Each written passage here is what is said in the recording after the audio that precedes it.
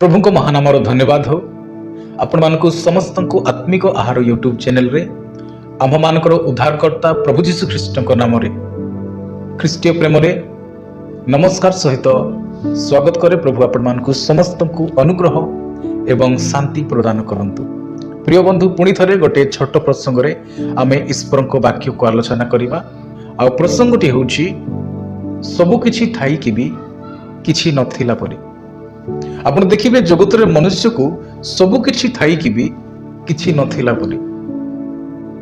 स्त्री थाई कि भी अन्य स्त्री प्रति आसक्त, टंका थाई कि भी राति दिन टंका पछरे पागल, घर थाई कि भी सुना गहना थाई कि भी पद पदवी थाई कि भी चाकरी थाई कि भी सबु थाई कि भी किछि नथिला परी।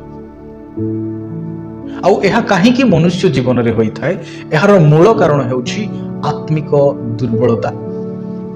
मोर प्रिय बंधु, जेतेबेले जने व्यक्ति आत्मिक भाव रे दुर्बल हो जाए तार जीवन रे प्रथम विषय से तृप्तता को अनुभव करि पारे नहीं। ना टंकारे, ना परिवार रे, ना पदवी रे, ना चाकरी रे, कौन से विषय रे से परितृप्त होई पारे नहीं, से सैटिस्फैक्शन अनुभव करि पारे नहीं।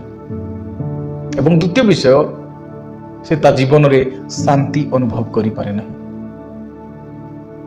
उत्तम गृह रे शयन करिकी मध्य, उत्तम वस्त्र परिधान करिकी मध्य, उत्तम आहार भोजन करिकी मध्य से ता जीवन रे पीस को फील करि पारे नहीं, शांति अनुभव करि पारे नहीं। एवं तृतीय विषय से जगतर समस्त चिंतार भार को नेकी जीवन काटे।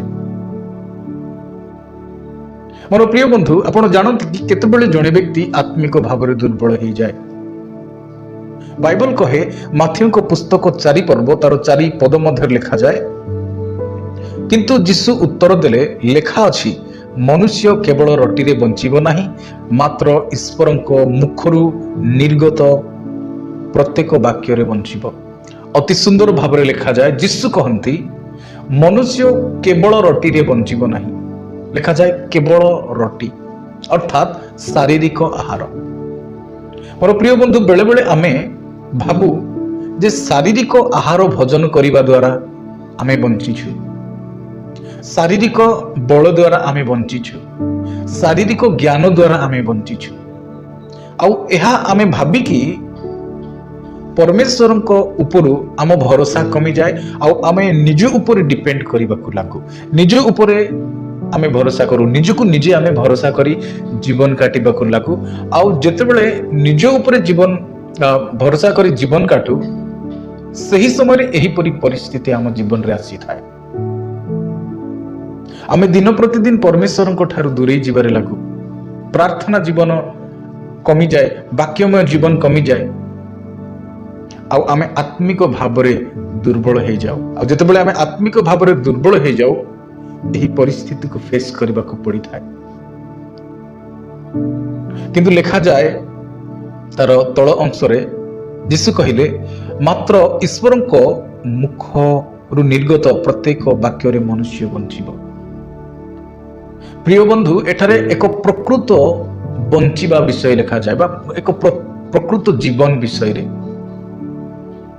जणे व्यक्ति जेतेबेले ईश्वर को वाक्य को ता जीवन रे निये, ता भीतर निये, ईश्वर को वाक्य को ध्यान करे, मेडिटेशन करे, से आत्मिक भाव रे दिन प्रतिदिन बढ़िबा को लागे।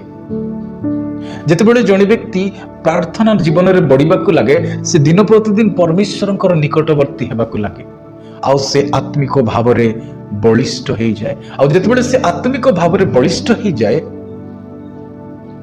से प्रत्येकटी विषय रे तृप्तता अनुभव करे, से प्रत्येकटी विषय रे परितृप्त होई पारे।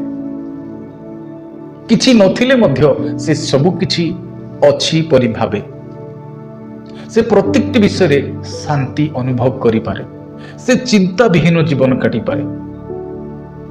मोर प्रिय बंधु, मु आपन को कहिबा पई चाहे, यदि आपण आत्मिक भाव रे स्ट्रांग हेबा को हेले, आपण शारीरिक आहार ऊपर डिपेंड करंतु नाही, आपण निज बल रे डिपेंड करंतु नाही, आपण निज ज्ञान रे डिपेंड करंतु नाही, परमेश्वरंकर वाक्य प्रति डिपेंड करंतु। परमेश्वर को वाक्य को सर्वदा मेडिटेशन करंतु, ध्यान करंतु। परमेश्वर निकट में प्रार्थना करंतु तेरे आपण को आत्मिक जीवन में लाभवान हो पारिबे।